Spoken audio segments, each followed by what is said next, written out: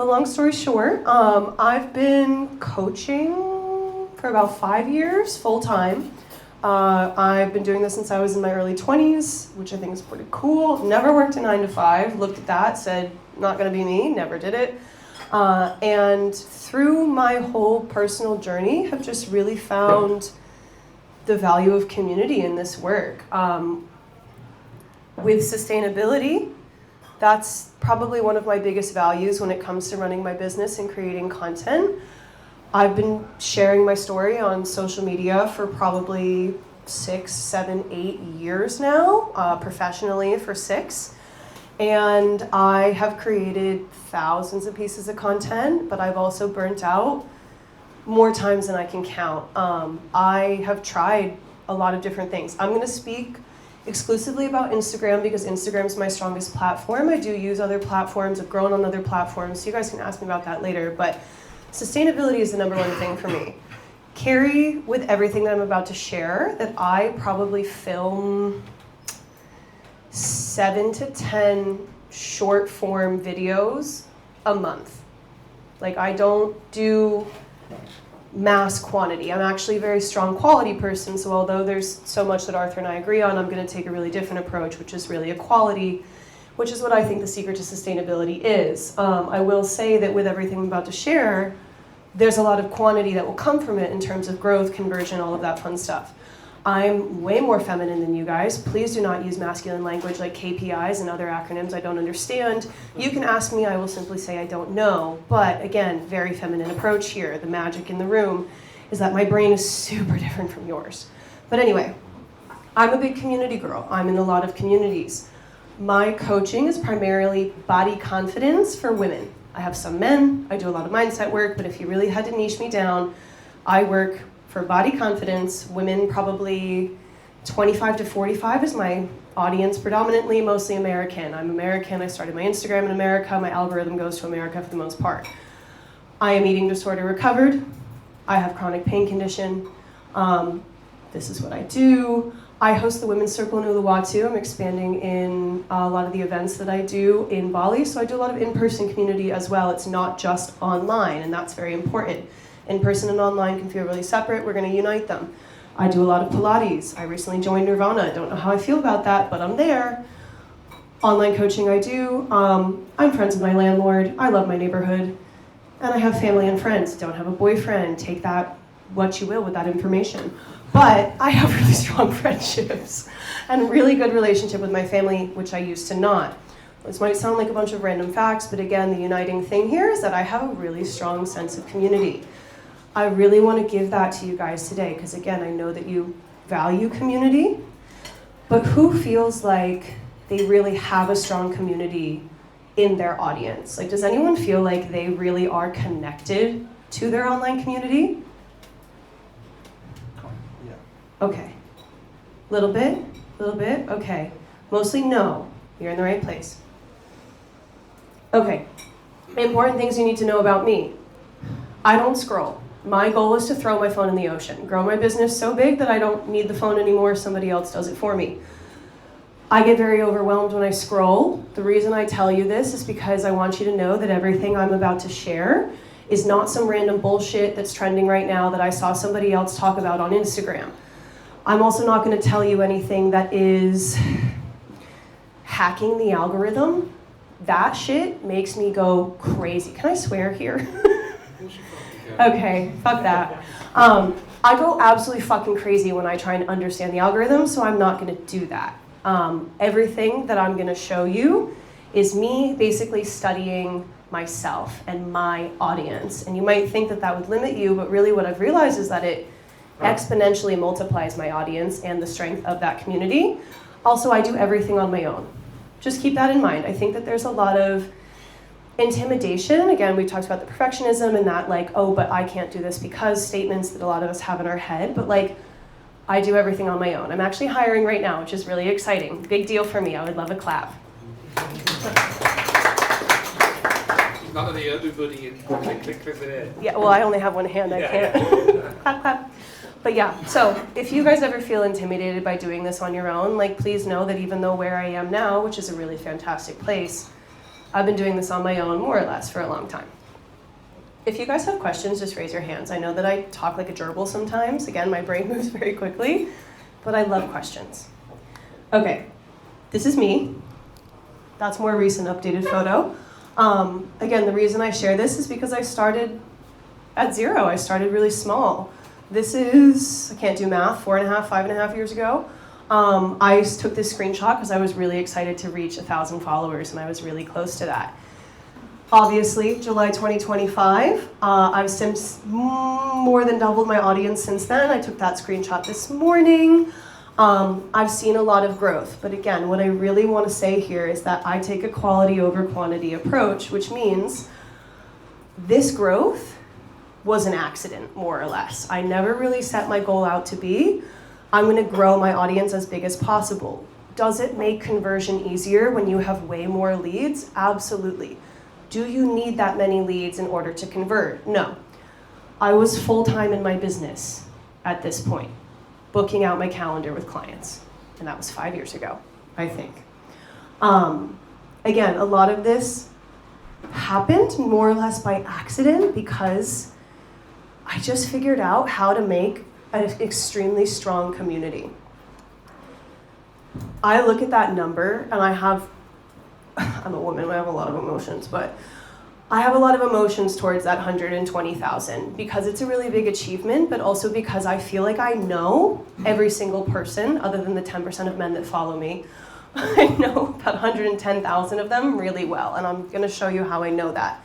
Long story short, what I really want you to understand is that building community is my personal tool for not just converting, but having long-term sustainability, like 5-6 years sustainability. People sliding into my DMs being like, I've followed you for 3 years, 4 years, 5 years, 6 years.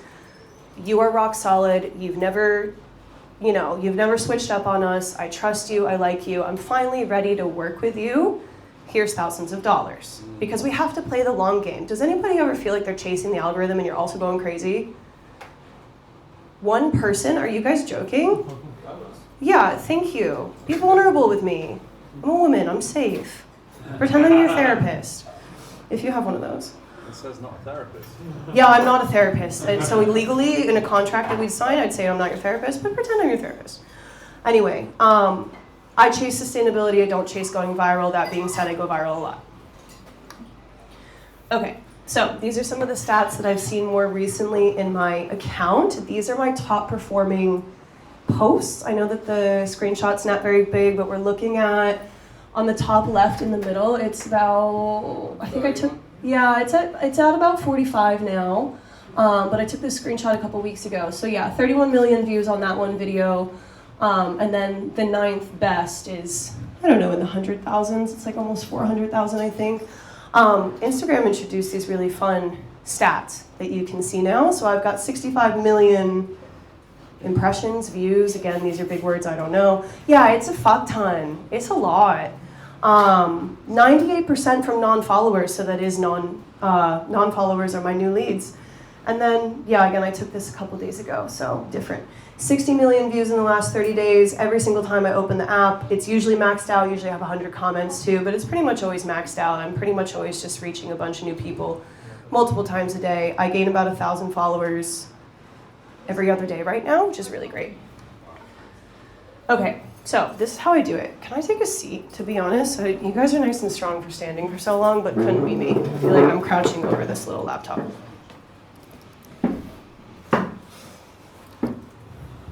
Okay, who feels like they have a strong sense of community in their life?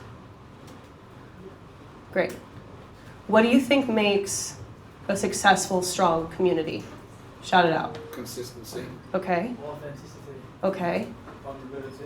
Yes, nice. That's a word on the slide. Empathy. Say that. Okay, one at a time, guys. A shared struggle. Okay, yes, that's a great point. Shared values. Amazing. Communication. Okay. Accountability. Amazing. Let's cut it there. Great things. Shared values, shared struggles, communication. Those are some really good ones. What those things all have in common is that you need to connect with other people. Who feels super comfortable talking about their feelings? Yay! amazing. My brother. I know. See, I would not give this presentation to the average man. Give it to another room, might be a different answer. Yeah, I tried that before. I don't date those guys anymore. So, vulnerability is my key to success. And I think that a lot of people say that. I'm going to tell you right now from a woman's perspective, a lot of you think you're really good at talking about your feelings. And I bet you are. And there's always room to grow. Vulnerability is how I've had all of this success. When people work with me, I get on a call with them. And what they say to me, because I ask, I collect this data. I say, why me, why now? What do you want to achieve? And the things that I hear most often are, you're funny. We all agree on that one, right? Yeah. You're so humble. That was a joke. But no, I hear, like, you're funny, you're honest, you talk about the hard shit that I'm scared to say. You're consistent. These are all the ways that I'm vulnerable on my platform. And I'll give you guys my Instagram. You can stalk it after and you can see everything that I'm sharing here and find examples of it yourself. But basically, I get on Instagram and I talk about the things but exactly, even if you don't know what the feelings are, let's start with just figuring out what makes you feel. So the next time you scroll, I'll give you a little homeworky assignment. Take 15 minutes, scroll Instagram Reels or whatever short form content platform you're using, and just scroll just like you normally would. And afterwards, try to name as many videos as you can that you actually just watched. Because you'll scroll for 15 minutes, you'll think, oh, it was 15 minutes ago, I remember what it was. And you won't remember shit of what you just saw because those videos didn't make you feel anything. Think about what you actually remember watching online yesterday, and then ask yourself what feeling that video made you feel. When you do this, because I think so often we are our niche, what you feel is so often what they feel, or how you used to feel is what they're feeling right now. I gave Arthur a little insight a couple months ago, and I said, go back through your camera roll, remember your journey, and remember how it felt. So if you don't want to use data of like posting content, use yourself as the data, go through your camera roll, find the most important parts of your journey, and ask yourself how it made you feel. This is where the masculine comes in. We collect that data. I have done this long enough that I could have rattled it off the top of my head, and then I was finally smart enough to start writing it down in a Google Doc. Answer these questions. Again, what are they most afraid of? It's all under the umbrella of dying alone or dying with regrets. What do they want most? Bobby, what do they want most? What does your audience want most? Transformation. What does transformation mean? Like, what do they want? What do they want to have? Who do they want to be? Like, what is the tangible? They're not happy with A, and they want to get to B, and I provide them with the tools to get to B. What's B? B is a more embodied self that feels more confident, feels more grounded, more authentic, and can break through that fear, that knot that comes here before you speak. Amazing. Jealous relationship coach. What's your name? Zach. Nice to meet you, Zach. What? What do they want most? Peace. What does peace look like in their life tangibly? Greater stability in their relationships. Yeah. Sleeping better at night. That's a great one. Can we just pin that right now? That's as specific as I want you to get. If you say greater stability in your relationships, I don't know what that means. What does greater stability in their relationships look like? Nail that out. Bullet points. Get really tangible. Better sleep at night is exactly what I'm looking for. Any more that come to mind? Nothing specific. I'm thinking about a deeper sense of stillness and confidence, basically. Okay. I totally agree with Like you. Not wanting to ever go through their partner's phone ever. That's a tangible. That's what I want to hear. It Better can- sleep, not going through their phones. Yes, It sir? can be like, what they want most can be the absence of something as well, right? It Absolutely. doesn't have to be something to show up, it could be something be gone, Yeah. right? So that's a big thing. That's Right, a really so great that, like, point. waking up with that knot in my chest every day. Or like not waking up with my chest, that in Yeah. my chest every day. Yeah, I'll give you guys some examples. So I used to have really bad eating disorders. I was like super gym girly freak. I was obsessed with losing weight. And what I no longer have in my life, what I wanted was to get rid of, without saying a bunch of really triggering shit, but like behaviors like calorie counting, for example. That's a really tangible one. Like calorie counting is having an app on your phone and having to search the brand of the food that you are eating and guess the grams and the portions, like that shit is exhausting. I wanted the time back because I wanted to get rid of that, but that's a very specific example. Think about it like a staircase. Keep getting one step deeper. Staircase going down. Keep getting one step deeper until you can't get any more specific. And then those are essentially your content ideas. Like, my content idea is not just, here's how to have better body image. It's, here's what helped me stop calorie counting. It's not, here's how to have more stable relationships. It's, here's how to never want to go through your partner's phone again. Which one would you watch? Which one would you click on? Which one would you remember? There's a difference, right? And on this point as well, guys, from conversion standpoint, that when you actually get people into your offer, the specificity of this is what increases your conversion rates. Because if you've got someone here and here, and one person is saying how to be confident, or here's how to be confident, so next time you see a woman you like, you actually speak to her instead of choking, what person is going to get better conversions? Because Right? This is what we do. This is like... they feel like you read their mind, and that's the basics of marketing. Like if you, even like e-commerce, if you can make people feel like you read their minds, that's how you convert, that's how you sell. And it's a reflection of your stuff as well. So like, how does it show up in their life, right? How does the physical manifestation or the reality or the observable, one of the ChatGPT things is around observability, like can you observe it? Is it there or is it gone? For specificity, really helps in the reality of your ideal client, which is a reflection of your past journey as well. Yeah. I have a question, because I had an ideal client, and this wasn't what I was going to expect from what I've helped them do, even though it's helped me with my own thing. And one of their achievements through the training was that they made friends in another country, and before they couldn't even speak to people. How do I go around using that? Is that, did you call that a case study? Is that when you use a client that's already had success and use a new pain point? Yeah. So you want to know how to tell their story in a way that's going to convert. And that's also respectable to the client. Okay. Two different questions. Let's start with the first one. I have a lot of thoughts on how to tell people stories respectfully. Yeah, question? Yeah, just because I had a business 6 years ago where I took Tinder photos Yeah. of people, and I could never use case studies because they always said no.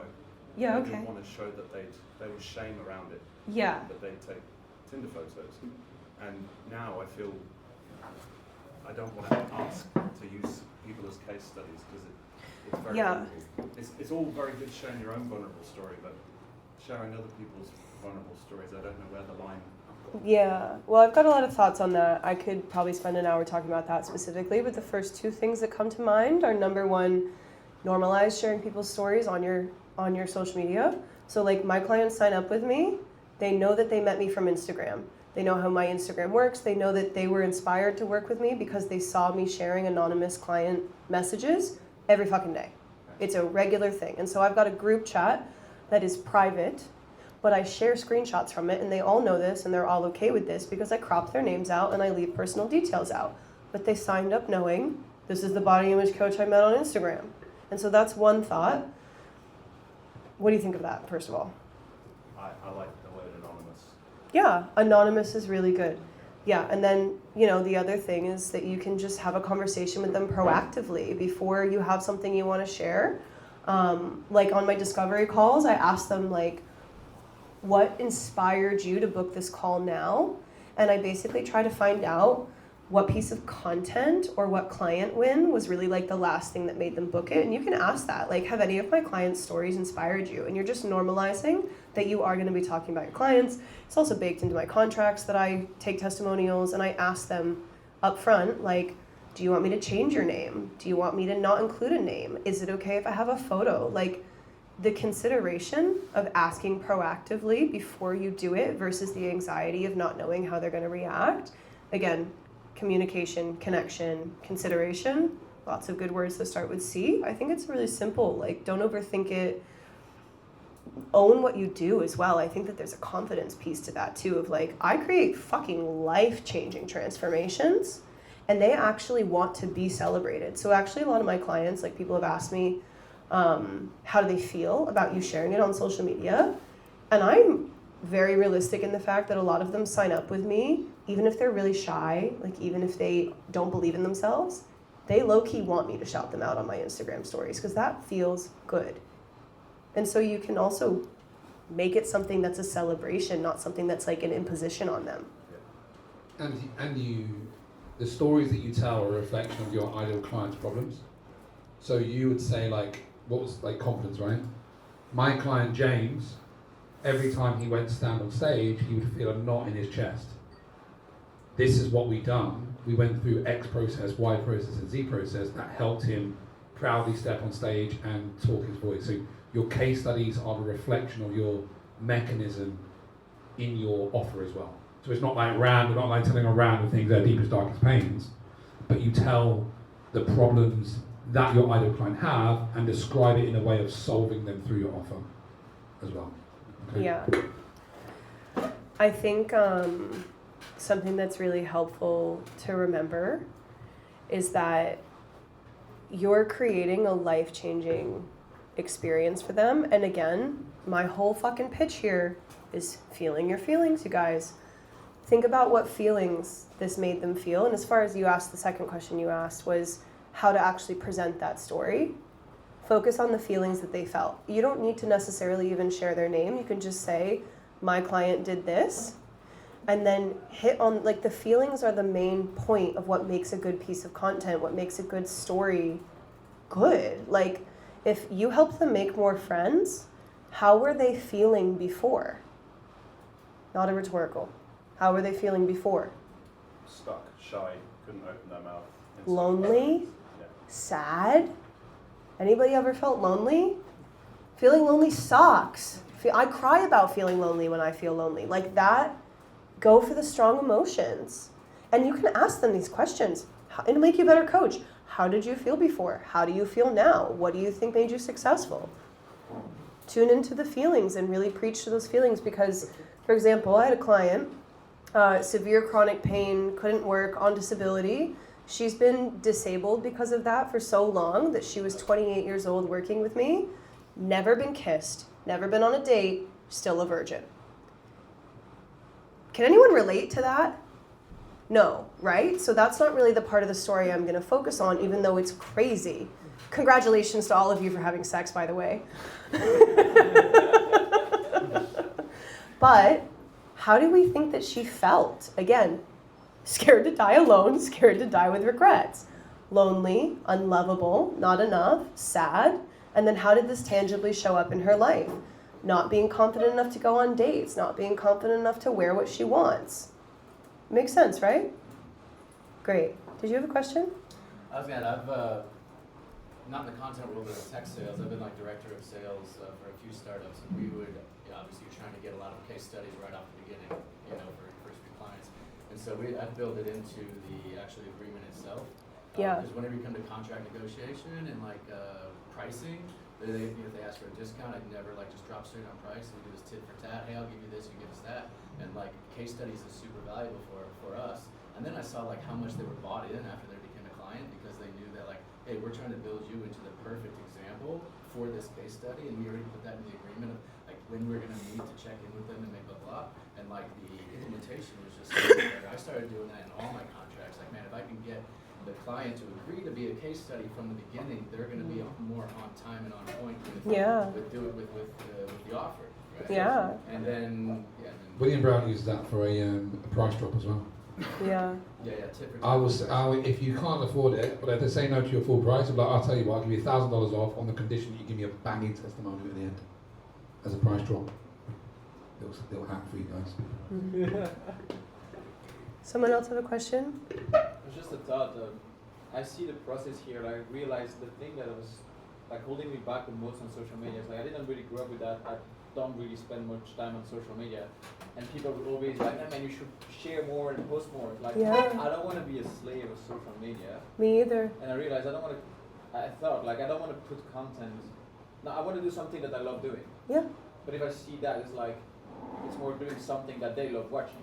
Yeah. And I'm like, I don't know what your thoughts are between like, I've heard both, like, do content for them or do content that you love so you don't burn out doing it. But if I do things I love and nobody watch it, like, what the hell am I doing it anyway? Yeah, I hear you. So I don't do content for them. I do content with them, essentially. Like, I have conversations. I don't talk at them. Little dating and tip for you guys. When you go on a first date, ask questions. That's one of the biggest feedback that me and my girlfriends have when we go on first dates with men. Ask more questions. That's how you have a conversation. You don't just talk at somebody. And I'm going to tell you about exactly how I have conversations with them. But I share my story. I analyze how they respond, and then I respond to that. My audience and I are having one big conversation all the time. And so I'm evolving, they're evolving with me. They're evolving, I'm evolving with them. For example, I moved to Bali 3 years ago. I changed in a million different ways. I'm sure that we've all experienced that if you've been here for a while. They had to have a conversation with me as I gave life updates, as I shared new lessons. I've changed as a coach a lot. And the conversations we had has meant that my audience and I are still connected through that. You ever been like in a friendship from your younger years and you kind of grow apart, but you still love each other? The thing that connects you is asking about each other's lives, is again, maintain and nourish your relationships. If you guys have long distance friends, if you have long-term partners, date them, befriend them. I date my audience. I ask them how they're doing that day. How would you date a girl? You have a girl that wakes up in your bed, what do? Ask her how her day is. Ask her about how she's feeling. Ask her about what she's excited about. Date your audience, talk to them, befriend them. How do you nourish your friendships? This is all community. It's all connection. It's all vulnerability. Vulnerability so often is people saying like, they think that it means me telling you my deepest fears, and maybe that's part of it. But vulnerability is also just caring and investing time and energy. That's what I mean when I say date them or befriend them. Does that make sense? Yeah, I would. Do you think that this is very relevant for the niche you're in, because it's a very intimate conversation you have with people about their emotions and their body image and everything? Yeah. Would you think this is relevant to no matter what industry you're in? Absolutely. Yeah, so... For you, man, it's like, you could just tell stories how you like nearly died like multiple times, right? Yeah. Because like the people that come to you are ultimately you basically... Yeah, what do you do? I host Pretty the niche. wilderness expeditions for men. That's incredible. But my thought is I don't want to sell through Instagram, because I'm creating like it's very kind of elite thing that I want to vet every person that comes in my community. I bet every single person I work with. Yeah. But my Instagram brand, my profile, what I want to is to grow it so I can get brand deals through that. So What it's a kind little of bit brand different, deals? Like gear, Wilderness related things. Yeah, like adventure, auto gear, Okay. or equipment. So it's like I don't mind. I don't need only to have men and women, because I want the visibility to be a good win for brands to do it responsibly. Yeah. So what do you think would make a brand want you? If you're building a relationship with these brands, what do you think is going to make them know, That was like, and engagement. trust you enough? Yeah, I mean, it's engagement, but it's also like the person behind it a lot of times. Is there a product that you haven't had that you needed that nearly caused you to die whilst in the wilderness? Yeah, there are a few things that I'm looking at. Yeah. So you don't need to talk about brands and products in order to get product and brand deals. Oh no, can you fix it please? Oh, I got it. I've done a fair share of brand deals. Again, my whole Instagram bio is like I'm not an influencer because it's not what I focus on, but I've done a fair bit of influencing. And what makes brands reach out to me is having a strong community. Yes, when you get really up there in numbers, it's helpful to have a large community, but there's micro-influencers that get paid 5 figures to do brand deals. And really what it is the strength of the community. So yes, in the sense of you wanting brand deals, I do think that this extends across all niches. And I think that, for example, even if your niche is day trading, and if you want to talk about that, I don't know either way, but like let's say you want to talk about day trading, you want to help other people day trade, you want to help them make money, right? Money's emotional if you let it be. Anybody else have a niche that they feel like this might not apply to? Anything that's hard to find the emotions in? I have a question. So, with men, Yes. so where women are much more in tune with their emotions, Yeah. what's the nuance if you are directly speaking to men, do you believe, from that standpoint? Do you believe that women, because they are more attuned to their emotions, will be more willing to engage and open up and respond, versus men because they just aren't wired in a way of being as emotional? Okay, so you run this thing. Yeah. If you are vulnerable, do you receive vulnerability back? Yeah. There's your answer. There you go. I was like, I'm just thinking, I've just got to speak to the bros. Men have I've got to turn the camera on speaker like I speak to every Saturday. yeah. Men have an automatic aversion to vulnerability because of society. And so that voice in your head telling you that being vulnerable is not going to be beneficial for me, babe, that's conditioning. Break that shit down. That's what we're doing here. You give vulnerability, you get vulnerability back. And so the conversation starts with you, but it requires both of you. And just on that vulnerability, lads, it requires courage to be vulnerable Absolutely. for us and for everybody, right? It's like, if raise your hand if you believe, or if you believe that the version of you, if courage isn't a trait you want to embody, raise your hand. If it is or isn't. If it is, if you want to embody the trait of courage. What does courage mean to you, just to be clear? This is different than being bold or brave. Courage is being able to the way that I describe courage is by facing my fears and doing it anyway. Absolutely. Right? So it's like, as the man who you need, and this is like for personal branding as well, but within coaching, it's like people come to you to lead them somewhere. Right? In order to have followers, you have to be going somewhere for them to follow you to somewhere. Yeah. Right? So having an aspiration of like, I'm fucking going this way, the fucking train has left the station, fellas, do you want to come with me or not? Because we're going here.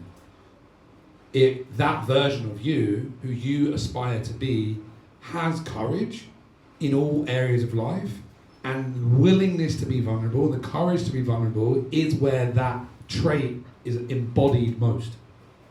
Right? That's what the brotherhood, right? It's like we come here and we say to the guys, like, be a leader in this space, and be the one who really has the most courage to speak about the thing that he really needs to share right now, because that's the thing that's going to allow others to feel that.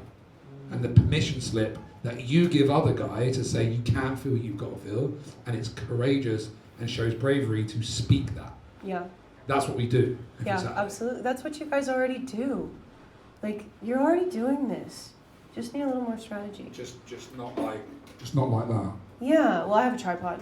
Yeah. Yeah, exactly. Oh, go ahead.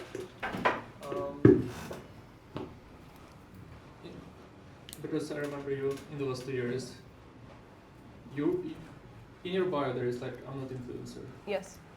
And I remember you being on like 50k followers, struggling to sign clients. I want to hear what you have changed that helped you to start signing them that is related to this. So his question is like, I was struggling to sign clients for a while, and what's changed because now it's a lot easier. I think at that time in my life, I was going through a lot of, this is vulnerable. I was going through a lot of changes of like me. I was changing as a person. I had lived here for like a year and a half, and like, you know, the pace of life in Bali, like I was changing in such great ways, but I was disconnected from myself. Like, I loved who I was, I loved how I was changing, but like rapid growth periods are disorienting. And so I really had to redefine who I was, because I was no longer who I used to be. And so I sat with myself and I had a lot of conversations with myself about, what am I fucking scared of? What do I want the most? I answered these questions. What do I believe? Like, how do I see the world? For example, these second two questions are not about what you think about your audience, it's what they think about themselves. What do they believe? If we have anxious, jealous dating coach, maybe if you're anything how I used to be with your clients, like I used to think men are trash. That used to be a belief of mine. That's literally how I thought the world was. I just thought that was a truth. That was a belief, and that's a really emotional belief. As far as who I thought I was an independent woman who didn't need a man. And I've changed a lot since then. And so I think that I've changed in a lot of other ways too. But I really rediscovered who I am And like you were sharing in your presentation, there wasn't one thing that made you release that perfectionism. It was really you coming home to yourself and you finding who you are and getting really clear on that.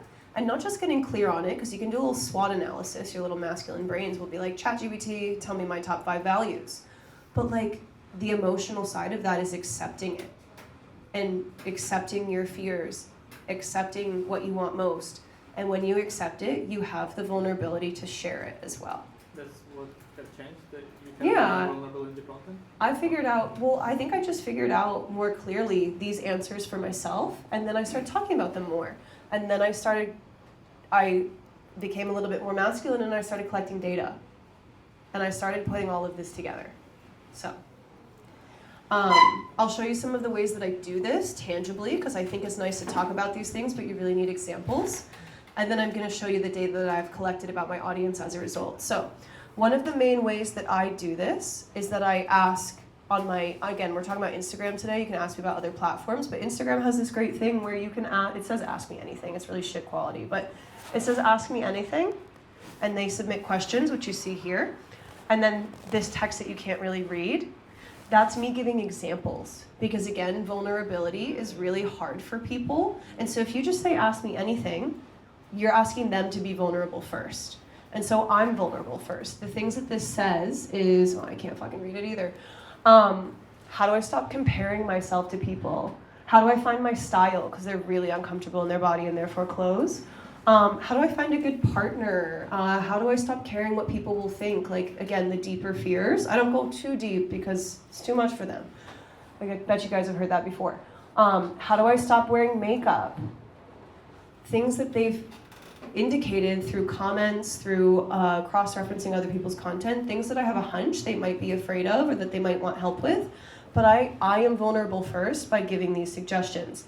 And then I have all of this feedback. I can't read them either, but it says like how to be comfortable in my body when I've gained weight. How do I stop worrying that nobody's ever gonna love me? How do I stop holding myself back from living my life and traveling because I'm waiting until I lose the weight? Again, those examples might not be relevant to your niche, but I want you to really see the emotion in it. What this one says, I asked, what would you do if you didn't care what anybody thought? Before I read it, does anybody have an answer to that question? What would you do if you didn't care what anybody thought?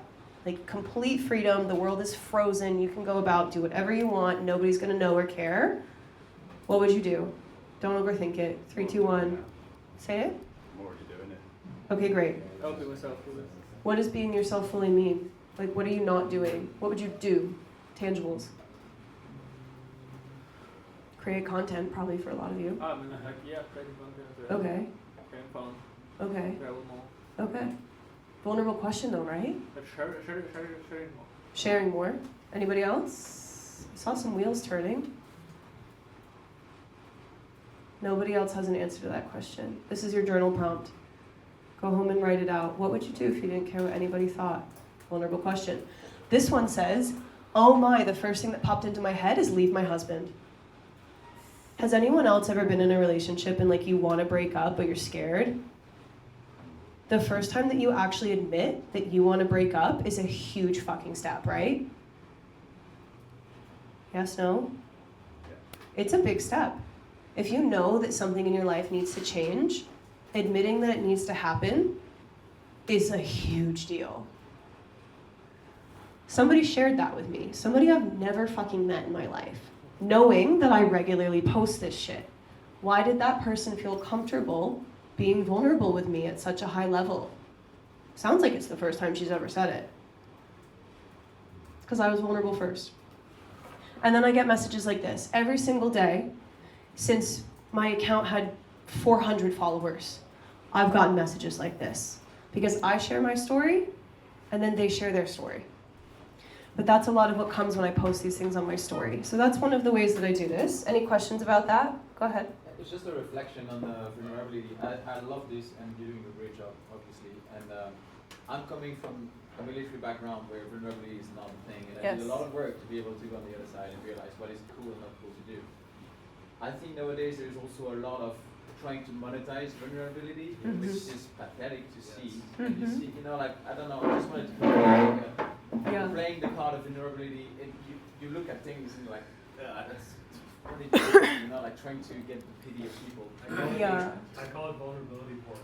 Yeah, I hear That's a you. lot, And yeah. people can tell when Yeah. you're just like telling a sob story. Yeah. So what I would say to that is, if this feels like a jump, or if this doesn't quite feel aligned, your homework is to go be more vulnerable in your real life. Like, I am super vulnerable in my real life. And then I do it on Instagram because it's a characteristic of who I already am. There's this idea that women are more comfortable being vulnerable, and although our brains might work different and there's a degree of that that's true, women are also more socially normalized to learn this shit and learn how to talk about our feelings. Like, I've had to learn how to be vulnerable. I might be more primed for it, but it's a skill you have to learn. And so if it feels inauthentic, it's maybe because it's a skill you're not comfortable with yet. Go be more vulnerable with your bros. Go be more vulnerable with the girls in your life. I do think that if we're looking through the lens of business and conversions, right? One of the best pieces of advice that I got was the quality of stories you tell will attract the quality of clients you attract. So it's not like, I'm not just fucking dumping and just, what can I say? I'm going to show something that's fucking completely random that I'm going to be vulnerable with. It's still related to part of your journey that's going to relate to your ideal client's journey where they are struggling with, so you can relate to them on some level to guide them through the process. So like whenever we're looking at what do I be vulnerable about, it's like for you, Zach, it's like when you were in a relationship and you were checking your partner's phone. Not something, if that was the case, or an example of that, or clients doing that, not just a completely random sob story that you think is going to get you views. There's a friend of mine, and he done it so wrong. He, a friend of ours, Brian, I'll tell you who it is after, helps people with bulletproof discipline. And he's a coach. And he's like, right guys, day 15, yesterday I missed my check-in video. Sorry guys, life was life and the life got in the way. But in the spirit of vulnerability and authenticity, I'm just being honest with you. And I'm like, that is a prime example of fucking your authority up, because the thing that you are selling, you've just shown the world you don't do. So that's like a really good prime example of making sure that you're not fucking your authority up by sharing things in the spirit of vulnerability and authenticity when it's actually damaging your authority because you're showing them that you can't lead yourself in the area that you're charging for. You have to show. And it's not about being perfect, right? It's about being real and honest and not putting the wall down and saying, like, I am, like, maintain your integrity, but not fucking it in the process.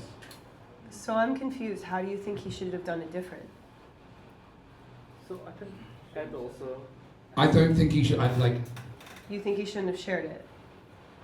He shared it in a way that was poor me, blame. Oh, that's just how it is. Not of like, guys, I fucked up yesterday. No ownership. Yeah. Accountability.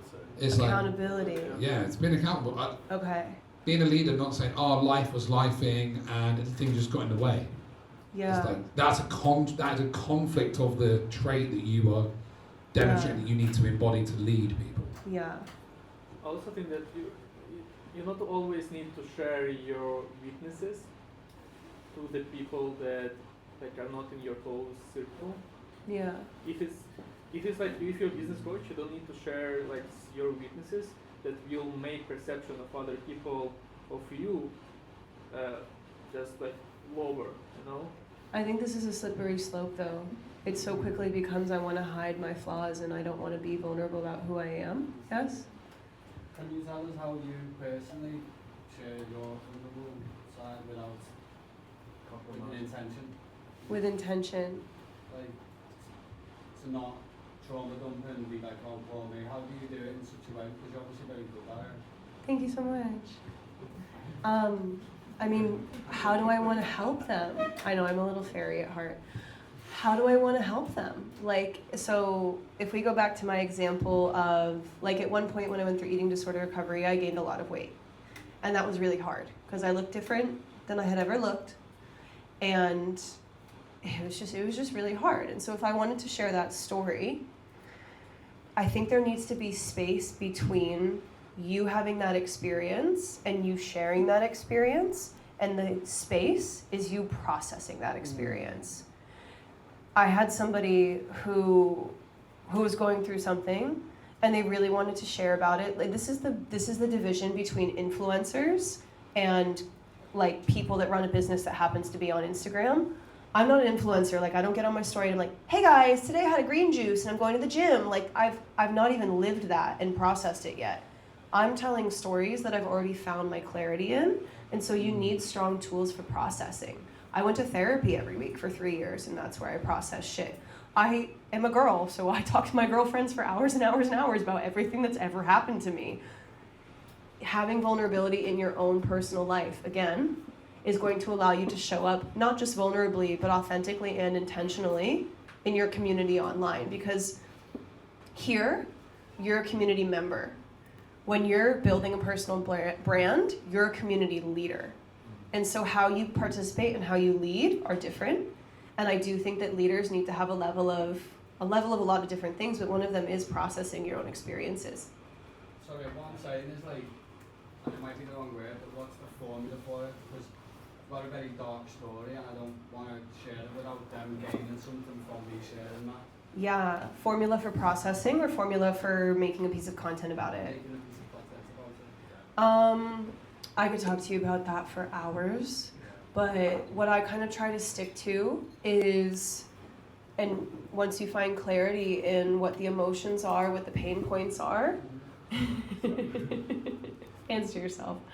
Point A is the problem. So either I went through this, or I know somebody who went through this, or maybe you're going through this, but you clearly acknowledge the problem. And if you do that with vulnerability, if you do that with emotion, yeah, write this shit down. Point A, you acknowledge the problem. Point C is the solution. And then you kind of double back, and point B is how you're gonna help them get there. So for example, I gained a bunch of weight and I felt like shit about myself. Now I'm super confident, here's how it's affected my life. I taught myself how to do this, and now I'm a coach kind of thing. That's super simplified. Of course, I'd say it with a lot more elegance. But you basically show the problem. You show that there's either the light at the end of the tunnel or a solution specifically. And then you show them how your knowledge or your services are the way to get there. Thank you. There's one thing that I figured in leadership, especially in high-stake environments, you can always share from a place to give, but if you share from a place to receive, that's when it goes wrong. I share from a place to give mean this happened, I'm vulnerable about it. Here's my wisdom and the learning. And from a place to receive is like this happened, I'm in stress. Could you please say it's okay, man? You're gonna be right. Yeah. Can I second one more thing? I used to ask this question a lot, and now, so I host an event here called Give It All. Ryan spoke last month. It was awesome. Oh, you're that guy. Yes. Maybe you want to come speak. I would love to. I think you'd be really Maybe good. not after this. Francois, he headlined as well, amazing. But one of the big pieces of feedback that I get is, like, every event I have people come up to me all the time and say, I really love your vulnerability, and I say, thank you. One thing that I was taught a little while ago was, do your healing in private and not in public as a coach or as a business person. And so when I stand on the stage and I share these really vulnerable stories, they're not actually that vulnerable for me anymore because they're already healed. Agree. But it turns up the vulnerability in the audience. I'm doing it intentionally to evoke something, the emotion. Absolutely. And they feel it, and they're feeling the vulnerability with themselves. I'm not holding it that much anymore. I respect it, but I've already come through and I feel from it. A great thing I heard from Tom recently was share your scars, not your wounds. Yeah. Great. Who said they didn't want to be a slave to social media? Was it you? Yeah, so that's that. Yeah. Like the sustainability piece as well. Sustainability is not just about how much time you spend working on your phone. Sustainability, energy is time, but it's also effort that you have to put in. And so if it's extremely effortful for you to tell these stories, you can spend 5 minutes on one video, but if it fucking zaps you of your vulnerability capacity for the week, you're not exactly going to be consistent. And so I like that. Not healing in private in the sense that you can't talk to anybody about it. Men's mental health, you guys talk to each other. But yeah, like what I have in my bio of like I'm not an influencer is because I don't want people to come to my page and expect that I'm just going to tell them everything that I did today. I'm going to teach them something. Yeah. I'll add, I work with my clients and I get them to read actual stories. And if you've never read a story out loud, then telling your own story can be quite difficult. So start with children's books. That's what I work with Arta, work with you, we've worked with, like, starting from the very beginning of when we learned to tell stories and hear stories. And then what you're talking about there with the appealing to the emotions of the audience, that's Aristotle's triangle, that's pathos. That's how you relate and what you want from your audience, like what you want them to feel. And then you've got ethos, your credibility and trust, and then you've got logos, which is, are you backing it with logical arguments and proof of what you've achieved or dealt with and overcome. Yes. Sorry, Zach. a question. So, when you are thinking about what to post and what to communicate, Yeah. are you, like, I'm curious who you're speaking to and who you have in mind.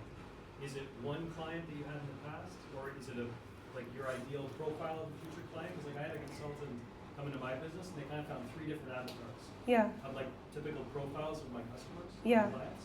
Like, how do you think about who to communicate to? Is it just like one kind of profile? Is it like different audiences at different times? Like, how do you think about it? I think this is a hard question for me to answer, to be honest, because I've been doing this for so long that it's almost subconscious. I think I've made so much content, I've told my story so many times that it's hard to... I remember being in that headspace of trying to figure that out. So to be honest, if I think back, I do think that fleshing out almost a list. I probably have a Google Doc somewhere with this from like my first business coach. I think she had me actually draft out like psychographics, demographics, core pain points, things like that. And that is really helpful. And I'm sure you guys are more than well enough able to do that. But something again that I would add to that is, how does it feel to be them? All back to the feelings. Like now when I make content, because I've been doing this for so long, I speak to people who feel like they're not enough. And then I know, because I've booked so many clients already, who they tend to be. Like, for example, I don't often work with moms. And so I don't really talk about postpartum weight gain, things like that, bouncing back, even though I know that that would probably slap if I did that. It's just not really my ideal client. And so that is the data collection piece before you have a lot of testimonials, which you do as well. But like, before you have a lot of testimonials or you have a large audience, I do think that what I would recommend is speaking to yourself who needed who you are now. Will an inner child work for you? And your offer's like hyper niche as well, like the specific thing. So if it's like, if you're speaking to retroactive jealousy, right? Yeah. It's like such a niche problem within the scope of relationships. Yeah. So like, within such a niche problem, within like a virality or brand or personal brand perspective, if you are speaking to such a problem that such few people experience, Yeah. naturally you're not going to be able to build a big brand around that, right? I disagree. Okay.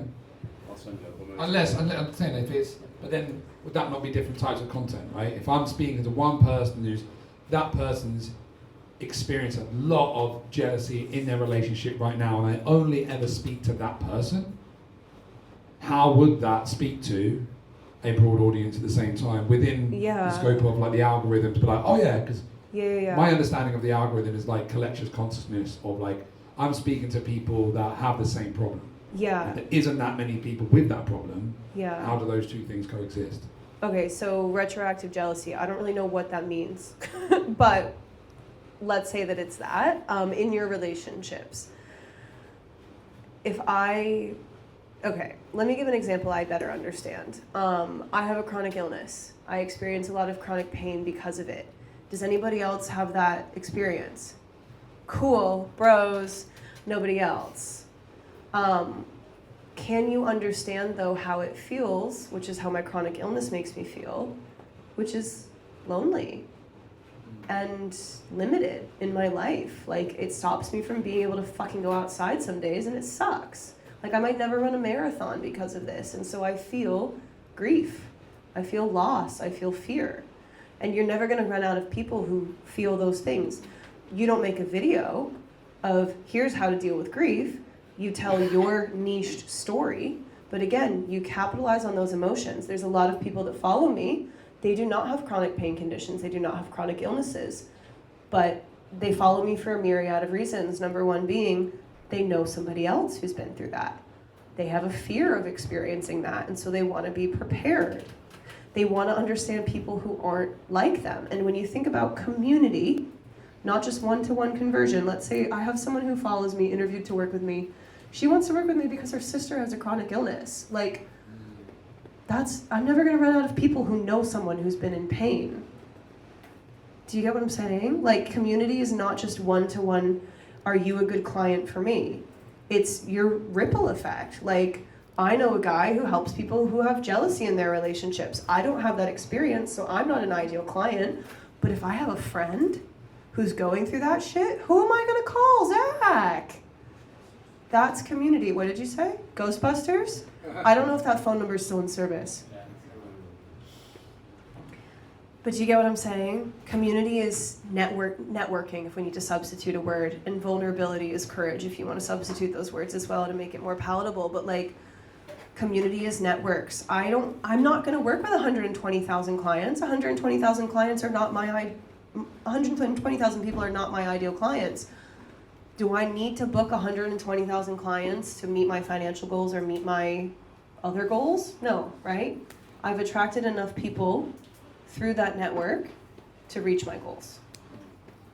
Sound good? Are we done with this slide?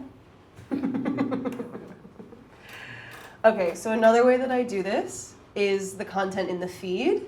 Let's start with the big one here. So this one, I think I took this screenshot today, so it's got like 45 million views. Love what you said earlier about like redoing the same thing. This is the second time I've posted a video that's almost identical to this. I basically just put a different bathing suit on, went back to the same villa and stood on the same balcony. Exact same text. So there is benefit in what did you call it? Spoofing. I do that. But what this says is, I'm not sure who needs to see this, but this is what my natural unposed body looks like when I'm in a bikini on vacation. Maybe not the most relatable to you guys unless you wear bikinis in private, but, or in public, live your life. He does. Yeah, sometimes, you never know. It's the Speedo more than anything. Oh, I'm not into that. But what I'm really tapping into here is a fear that I observed in my audience, which is, again, dying with regret. They don't go on vacation because they don't like what their body looks like, right? There's a fear there. There's an emotion there. And then this is me telling a piece of my story while also positioning myself as a coach. So it's really like, I was asked by a client why I became a coach, and then I tell the story that the day that I hit my goal weight, and I still felt like fucking shit about myself. Like, I was finally skinny, and I still hated my body.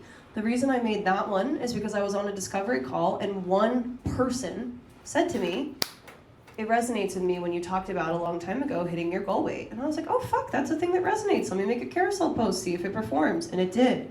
A lot of this is testing. That's where your masculine brain comes in. A lot of them believe they'll feel confident when they lose the weight. And so I literally put in quotes what they say to me and what I used to say to myself.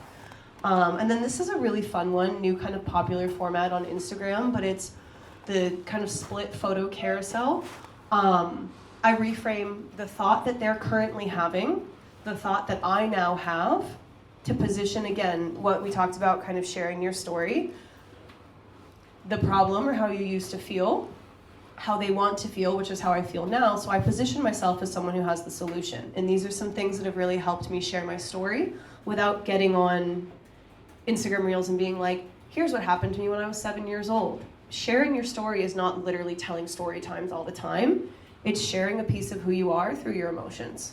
So I do this on the feed as well. Side note, Arthur and I have talked about this a lot. Carousel posts are like really going off for me lately. Again, I said that I don't study the algorithm, but it's undeniable that like the carousel posts with the text on it, if you just do photo dumps, no one gives a shit. But telling a story in sentences, like one sentence per slide, like this one, or even this one, there's a bunch of slides where you can see these. I wish you could click on it. This one's like 9 slides. I tell a little piece of the story each time. If you don't want to talk on camera, do a carousel post. Take them through your story visually. That's a visual hook. People love swiping. Questions on that, or we feel good? Just add music so it will show up on real stuff, so that's where. Yeah. reach you guys. Yeah.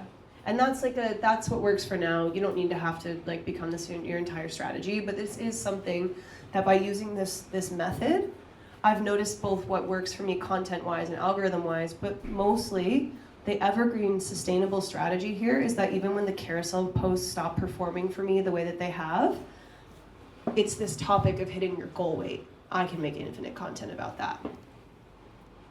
So this is the data. This is the like most helpful thing when it comes to sustainability as well. We love ChatGPT. Big fan of ChatGPT in this room. I take all of, in this second frame here, I take screenshots, I send them to myself on WhatsApp, and I upload them to ChatGPT on the computer, and I have it compile all of the common themes. I copy and paste messages like this where someone is like, I love you and I want to work with you, like any emotional message that I get, and I copy and paste that and I put that in ChatGPT. He shared some really long comments that he got on some of his posts. If I was him, what I would do is I would copy and paste those and I would say, you can do it with your own brain, but ChatGPT is so much faster. I would say, ChatGPT, please tell me why someone spent 10 minutes writing about this on a video that I took 5 minutes to make. And I did that. And you did that, and what did it say? By the way, those comments are literally thoughtful comments. Somebody spent minutes or hours telling their story and vulnerable, like a huge comment here. It's so vulnerable story about women, a woman that got a huge, like 100,000 followers, and she brought a lot of negativity into her. So she went out from the social media. She like stopped posting anything and she lost herself. And she told that in the comment. This vulnerable story.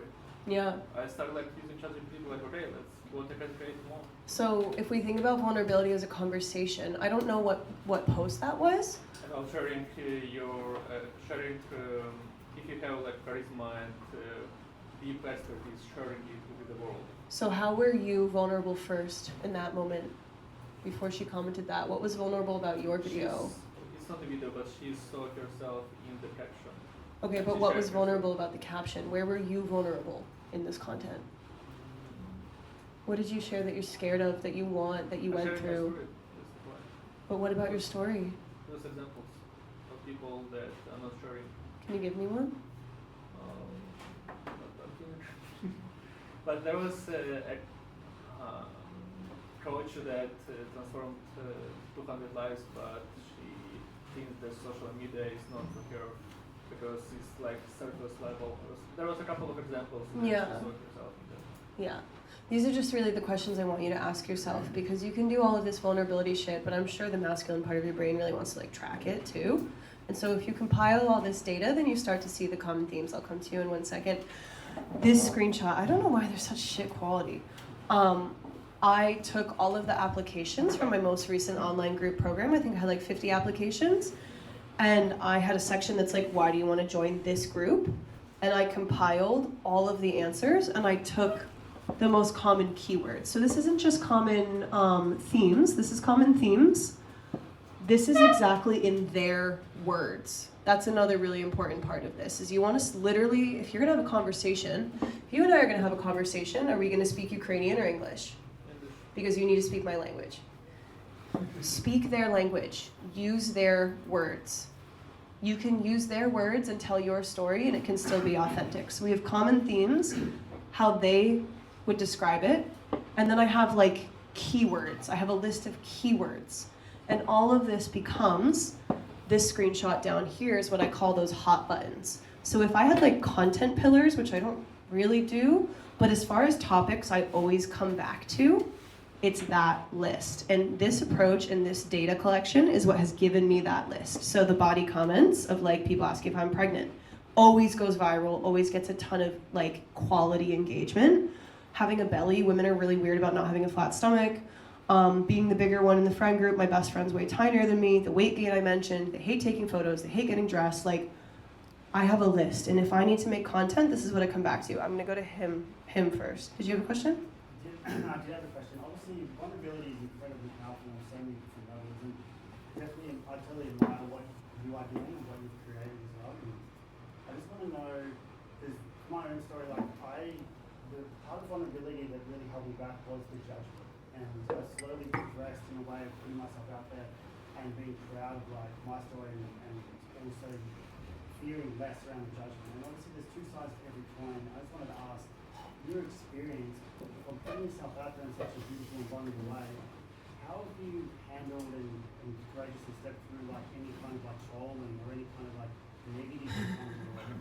I was just about to compliment you on that. Does that mean it's the same journey yourself? Go read my comments. They're horrific. And you use them in your content. And I use them in my content, but that's another story. Yeah, it actually helps me. So, when my account was a lot smaller and I hadn't taken nearly as many clients and I'd had a lot less success, this is why this approach will change your entire life through and through. Like, I became so much more of a confident person because of content. Not because I got validation, but because every time someone commented something nasty, I had to sit with why that triggered me. I get comments every fucking day that tell me that I'm not pretty. They don't bother me because I know I'm pretty. I get comments every day that tell me I have bad posture. And those ones bother me a little because I'm really working on my posture. But hate comments and things that like are nasty and things that make you feel judged, that's so subjective. And so really, I use it as a tool for growth. Like, I read my comments and then I'll be like, that one's really sticking with me. I read 100, I get thousands of fucking awful comments every month. And 99.9% of them don't bother me. Yes, I'm a little bit desensitized, but also it's really just a window into what your own insecurities are. And then again, that's how you practice vulnerability in your own life. Like, you are afraid of people thinking certain things about you, but there's a lot that you're not scared of people thinking. Like, you're not afraid of people thinking that you have shit tattoos because you probably know you have great tattoos, right? But maybe you're afraid of them thinking that you're trying too hard. And so it's just sitting with that within yourself. And also, I think it's really important, like, I mean, at least for me, with integrity and sustainability of my energy, I don't respond in a reactive way. I process on my own because I don't want to come across to my audience as someone who's insecure and defensive. And so I process it on my own. A lot of it is desensitization. A lot of it is doing it anyway. Do you have gratitude practice in your life? Yeah, absolutely. Yeah. It's kind of funny because it happened the other day where it came out of left field and it was from the person who was a friend. Oh, those are the worst. Yeah, and I was like, oh, and of course, like I sat with it, but it rattled me at the start, and it was probably the first one, to be honest. And so, Yeah. and like I've done a lot of work in a lot of different areas, but when it catches you off guard, it is quite confronting. Yeah. And then I was just trying to imagine what it was like on such a big scale, and how much strength and courage it takes to show up every day and continue to be vulnerable and show up for people Yeah. who you know you're actually impacting them. This is the biggest reason why people don't do it. Yeah. Totally, and it's Yeah. why I've been 100%. doing it for so long. They're too afraid of the fucking kid on school that bullied them on the fucking playground. It's some people's voices that we project and judge. Yeah. And again, like, I've obviously spoke to so many people in the last 5 years around coaching and building their personal brand. And every single time, mate, it's their ability to move past that fear of judgment. One of the best things that Gary Vee said when I was first getting started was compassion. He's like, fucking hell, mate, if you're the guy that's trolling people, how bad must your life be? Yeah. To be the guy. I was like, do trolls even exist? Like, are they actually real people? And it's just a reflection of themselves. It's just a reflection of what they want to see or cannot see or reject in themselves. Yeah. And it's like you say, right, it's like, what part of that, if it triggers me, what part of that is true? And for you, and for coaches who are addicted to personal development, gamify it for yourself. Find courage and find curiosity in it. Yeah. And welcome it in. It's like, okay, that's an interesting one. You look like James Corden from Wish. And I thought that was quite a good one. Sometimes they're really funny if you can laugh at them. I got one that was on my TikTok and it was like, it was that other video. Where'd it go? It was this one, but I was in a different bathing suit, but same pose, and it was just like, looks like a sack of potatoes. And I laughed out loud, like, because who the fuck is spending that much time commenting on a random girl's videos that she looks like a sack of, like, I was like, that's kind of creative, honestly, like, good for you, but also, like, so sad for you. I also like to remember that pitying them is, like, the #1 way to drive them crazy. So, like, I don't get angry, I feel bad for them, and that is so much more enraging. But yeah, I mean, do you leave nasty comments on people's stuff? Absolutely not. And the thing was, like, I set my boundaries with this person in particular because, I mean, everything we discussed is like what I totally processed in the moment, and it was very empowering afterwards. Yeah. The initial comments at the start that caught me off guard because, as I said earlier, I'm very new to this, so it was just like, okay, and I wanted to sit with it because I wanted to sit with myself and honour the journey that it's taken me to get to where I am, which is not existing before now. Yeah, and so the reason I asked if you had a gratitude practice as well is because gratitude is a perspective, right? Like, you can find gratitude on the worst days. On my worst days, I've been like, well, I'm grateful that I have a safe place to sleep tonight. And on my best days, the gratitude's obviously a lot easier to find and usually a lot grander. But, like, I think about these things in the same way, in the sense that, like, you choose your perspective. And so if you get one shit comment, how many comments, whether it's things your friends say to you or things that people literally write on social media, like, how many good ones do you get? And then if it's really triggering you and really affecting you and making you want to quit, like, go talk to someone who you always feel really comfortable and safe with. Go read the comments. When I'm feeling down, I make myself go read my client testimonials. Like, it's also a choice, you know? It's courage of, like, yes, this is going to trigger me. Yes, this is going to make me feel big feelings. Yes, this is going to feel shitty. And I'm going to do it anyway. Because your question doesn't sound like, how do I get myself to do it? It's like, should I do it or not? Your question is, how do I make it happen? So you know you're going to do it either way. You know these comments aren't going to stop you. It's really just how to make it more manageable. Yeah, I just wanted to hear your insight and personal experience. Obviously, platform you created. I'm just conscious of time, guys. It's 10 to 4 now. Okay. Do I have... Okay, let me go over this really quick. So, Bobby, if you still have a question after, we'll come back to it. So on this slide, I told you I take all this data, I figured out the hot buttons. I just keep coming back to the hot buttons. I make content about the hot buttons. This is also sustainability of my energy. I have a lot to say, if you guys haven't noticed. I could sit on Instagram all fucking day and make videos. I used to post 5 times a day on TikTok, and that's how I blew up on there. And then I burnt out and I didn't touch TikTok for 2 years. Like, I just come back to these, and so that's where the data comes into play. And so with the body comments one, the being asked if I'm pregnant, this is actually the first one I posted and I realized it went viral. And so I did the second one and that one did really well. This is the second time I posted it.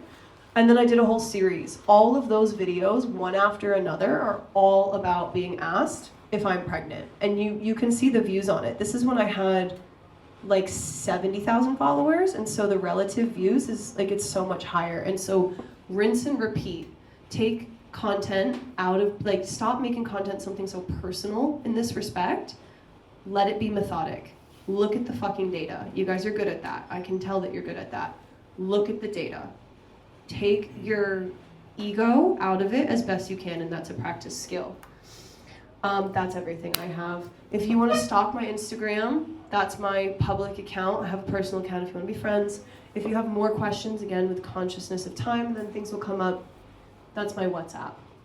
I think that's everything I have, unless there's questions. Thank you very much. Right, guys, we've got 10 minutes to answer any questions and just round things up. If there's any open loops, any questions, we've got time, guys. All right. Did you get your question answered, Jane? It wasn't necessarily a question, and it kind of was covered in the question, and I was just going to say that I was really impressed how you did deal with the comments. Oh yeah, so on the hate comments as well, I wish I could show you guys, but you can find it maybe like 20 posts down on my feed. I took the most horrific ones, I made it into a carousel post, the whole vibe was like, I don't give a fuck, and it got like 10 million views. So also trust that, like, you can capitalize off of someone else's hatred if you really need to. I mean, it's rage bait at the end of the day, and yeah, which is not really my style, because as far as like the emotions I want someone to feel in my content, anger is not really one of them. I don't really like stoking I'm really conscious of how I show up on social media. I don't really want it to be an even more hateful place, but every now and then, I'll let him get a little angry. Yeah. James? You mentioned the difference between talking at someone and talking. Say again? You mentioned the difference between talking at them and talking with Oh. them. Can you give me a bit of an example? Are you familiar? Yeah, are you familiar with the term mansplaining? Not really. Okay, amazing. You should learn about this. So, mansplaining is when a man talks at a woman and explains something to her that she already knows. So, mansplaining. Do you guys not know this? No, Oh my God. When I talk to Indonesian waiters, my missus is looking at me like, why are you fucking talking like that? Yeah. So number Men one. do it to each other too. Yeah, We you just guys- have the oh, confidence wait. confidence to interrupt each other. If Daniel's telling me something I already know, I'm like, I already got it, bro. He goes, oh, awesome. Yeah, Women yeah. are just too polite and they listen to it and they don't. Yeah, complain the about women it. are the problem usually. No, but like for example, if I said, oh, I have really bad period cramps, and you were like, hey, so like the reason that you get your period is like something you've never fucking experienced in your life, like that's talking at someone. Talking to someone is me saying like, if you said, hey, how are you feeling today? And I said, I have really bad period cramps, and you said, oh, is there anything I can do? What makes you feel better? How is that making you feel? Talking with someone is very often asking questions versus making statements. Do you have an example that you could bring up and show us? Of what exactly? I have a question about this. On that, I think, is it like, are you like literally saying like, How do I go on the internet? as if you were literally having a conversation my with one Instagram? person like you're talking to them? Do you say Like, no, it's nuanced, like, are you like, hey guys, or are you speaking to one person or are you speaking to your audience when you pray? I think that's a hard question to answer. I don't know. How does it feel like I'm talking right now? Does it feel like I'm giving a presentation talking to an audience, or does it feel like we're having a conversation? One person. Yeah, so why do you think that is?